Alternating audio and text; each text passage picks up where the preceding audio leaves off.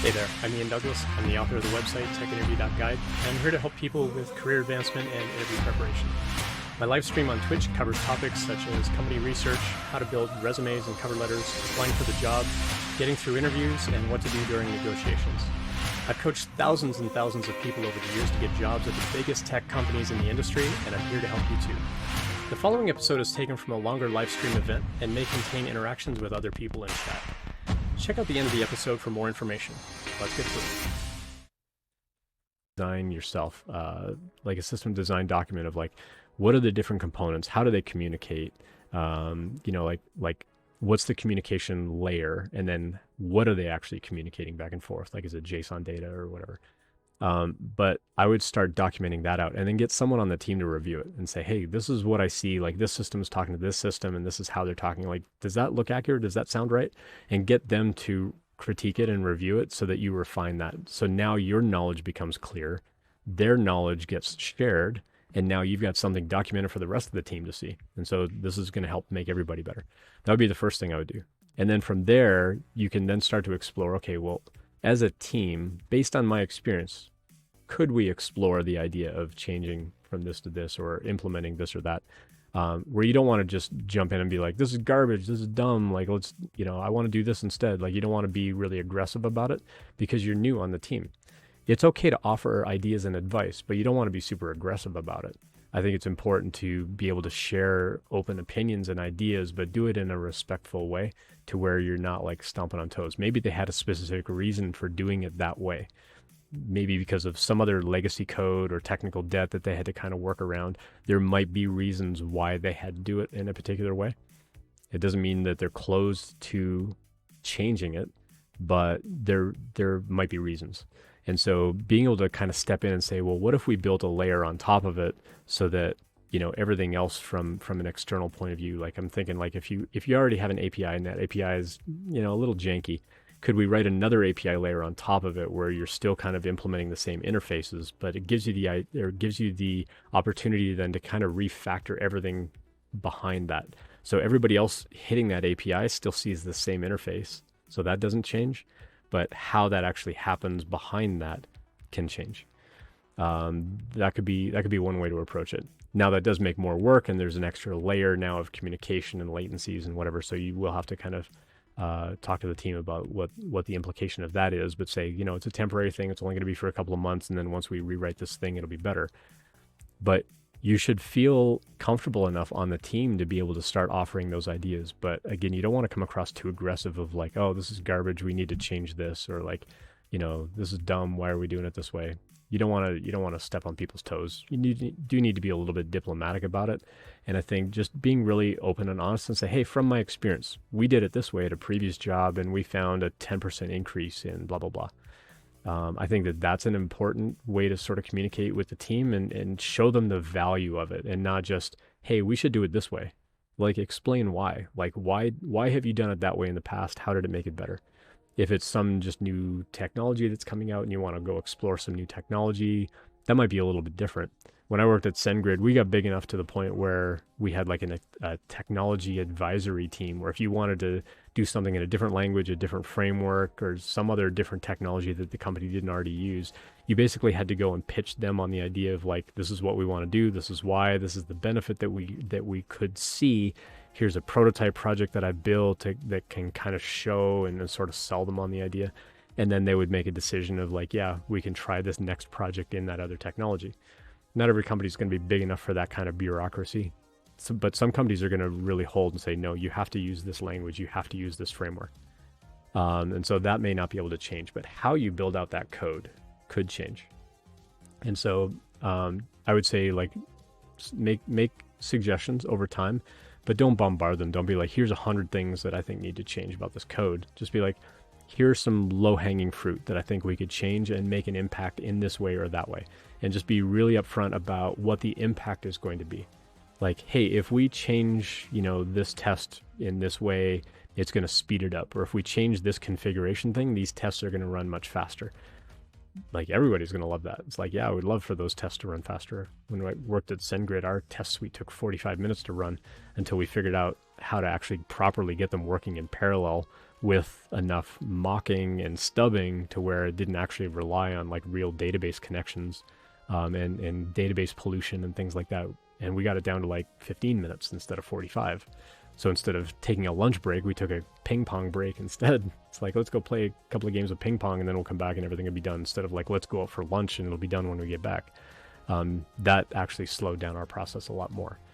And so those kinds of optimizations will help. But if it's just like, hey, if we change this algorithm from this to that, being able to share that impact, I think, is going to sell them on it a little bit more. And then as they start to trust your input and your advice, you'll find that they're going to start coming to you and say, hey, all that other advice you gave was really good. Can you take a look at this and see what you would think? You may get approached that way. But I would start really small and just say like, hey, here's some small things that we could probably gradually improve. Or if it's something about a process, you should feel open enough on a team to start making those suggestions, but don't just kick down the door and be like, here's 1,000 things that, I hate about this code base. You gotta be a teammate about it and communicate well about it. Hopefully that's the kind of the theme of what you're looking for there, Dota.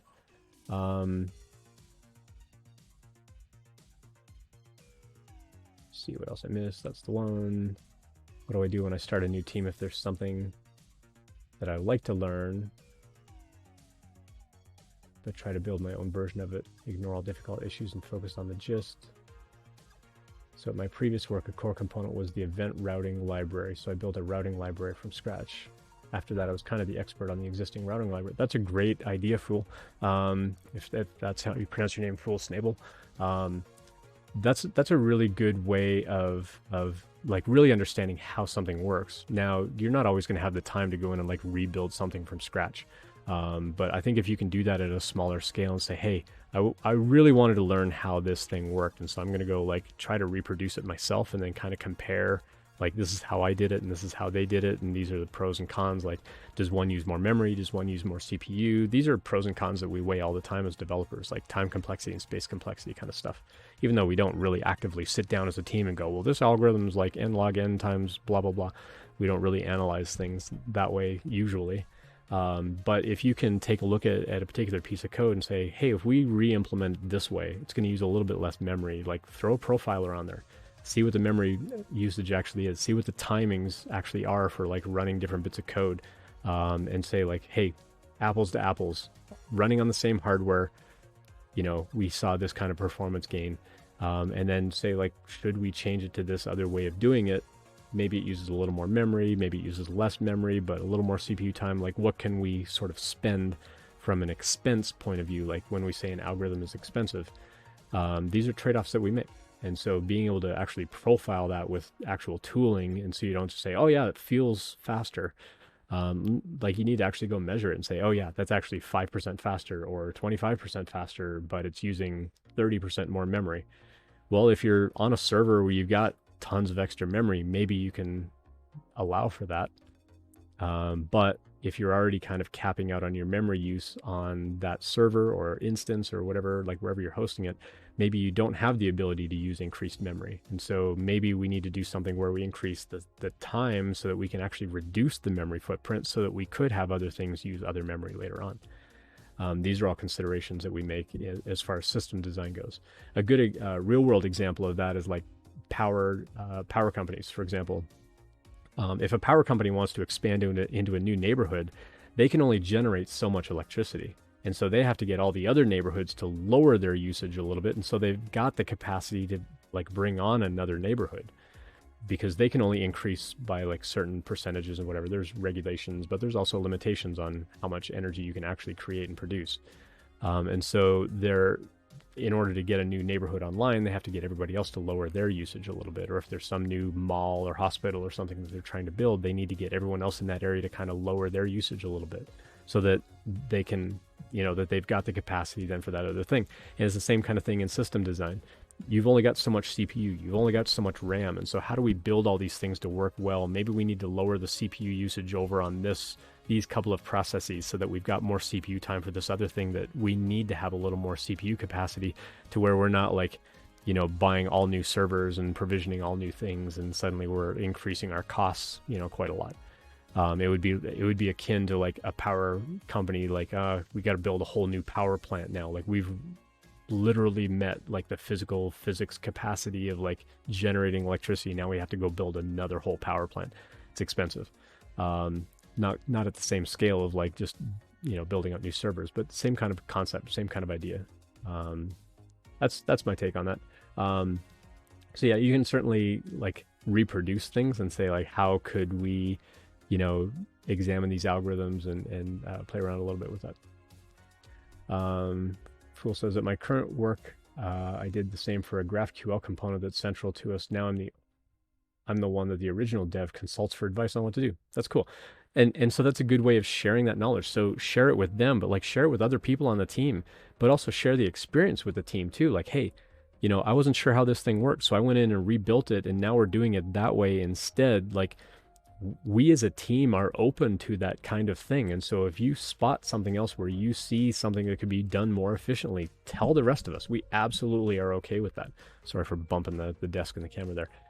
As a team, you need to show that we're open to that kind of thing. We're open to change. We're open to those kinds of things. That's important as a team, to know that they've got the ability to come and approach you and talk about those kinds of things. That's what's making the team better. And kind of going back to a question that we answered earlier on the stream, how do you keep people engaged? That's how you keep people engaged. You let them know like, hey, you can go explore these things, and we're open to making changes for this and that. Like maybe we're not open to like changing the language or changing the major version of a language yet. Maybe there are limitations there that have to be met for the time being, but down the road, we certainly want to explore those too.